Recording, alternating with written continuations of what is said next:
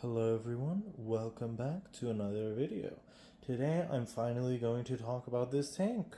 It's been in quite a few videos so far, and I've just never really gotten a chance to talk about it. So, starting off with what kind of tank this is, it's just another one. It's literally the exact same aquarium as that one. So this is a 45 UNST.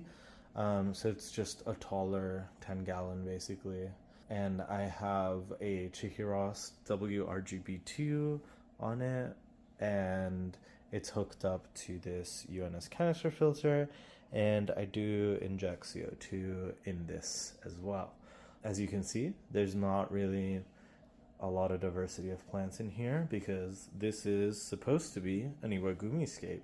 For the unfamiliar, an Iwagumi scape is just when you do something very simplistic, only use rocks for the hardscape, and you try and place them in a way that creates this kind of like chill imbalance.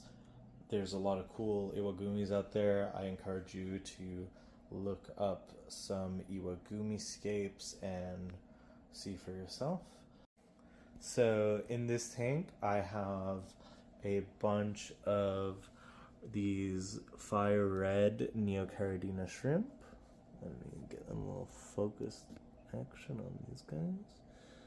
Okay, there we go. I have these fire red Neocaridina shrimp.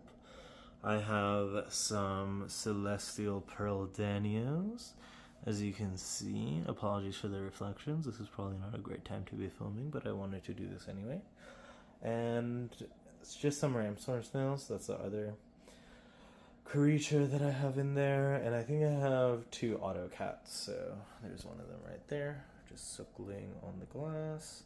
And yeah, I mean, I've had this set up for I think 3 months now, and I was trying to dry start this, but I've been having a lot of issues with mold, even though I took all the precautions.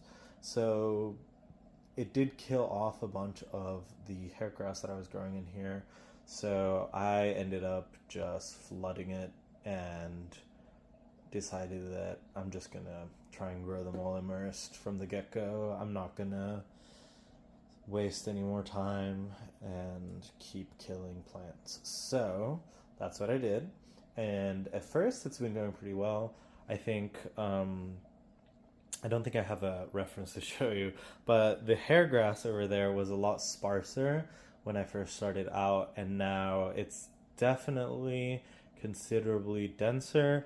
It's still pretty patchy, especially in some areas like the far left there, then the middle, and then definitely in the right and the back right corner.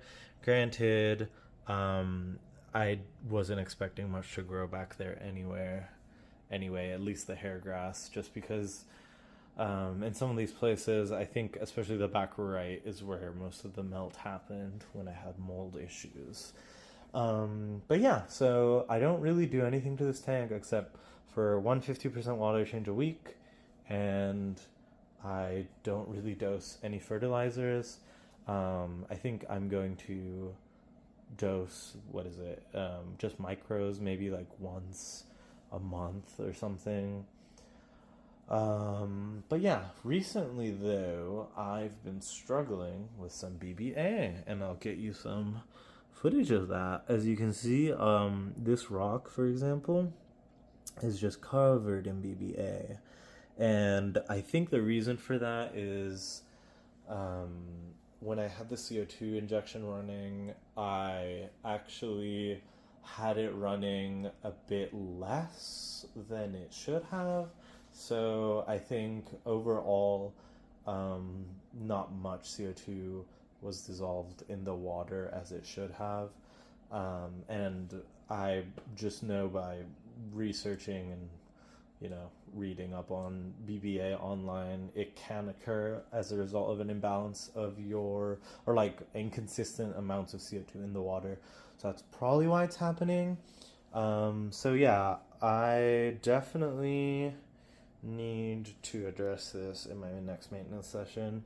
I've already had a little BBA issue at some point, and I thought I fixed it.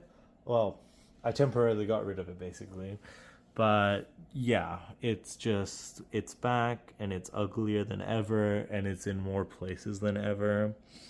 So yeah, not really fun. So I will hopefully take you guys along and show you how to at least get rid of BBA in the moment. I'm going to be using, what is it, 3% or 0.3%? I don't remember. Hydrogen peroxide. You can get that at the store, from any pharmacy, honestly. And I'm also just going to be using a little scraping tool. I have a wire brush, so I'm going to give that a shot and see if it's helpful in manually removing the BBA. And then I think what else I'm going to try is I will try and lower the water as much as I can, so that most of the problem areas are exposed, so that I can treat the rocks more effectively and just like blast them with hydrogen peroxide, so that all the BBA dies for sure. Because yeah, I can squirt it underwater if I turn off the pumps with a pipette, but I feel like it's kind of hit or miss for me when I do that. I just don't ever feel like, I don't know, it doesn't feel as good. I feel like it's a bit more effective when they're out of water, and then I can also just go ham with like scrubbing them easier out of water.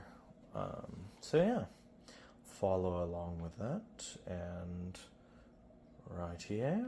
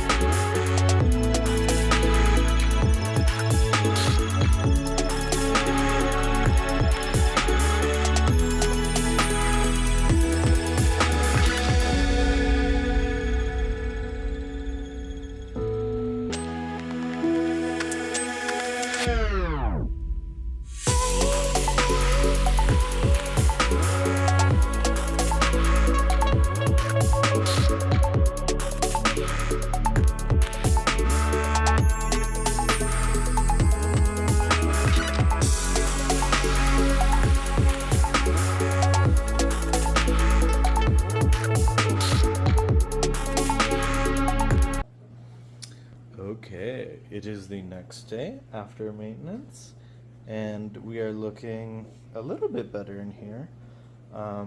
I absolutely went sicko mode on the rocks with hydrogen peroxide the other day, and the wire brush. So as you can see, even though I haven't removed all the blackbeard algae, a lot of it is turning pink, which is a good indication that it is dying.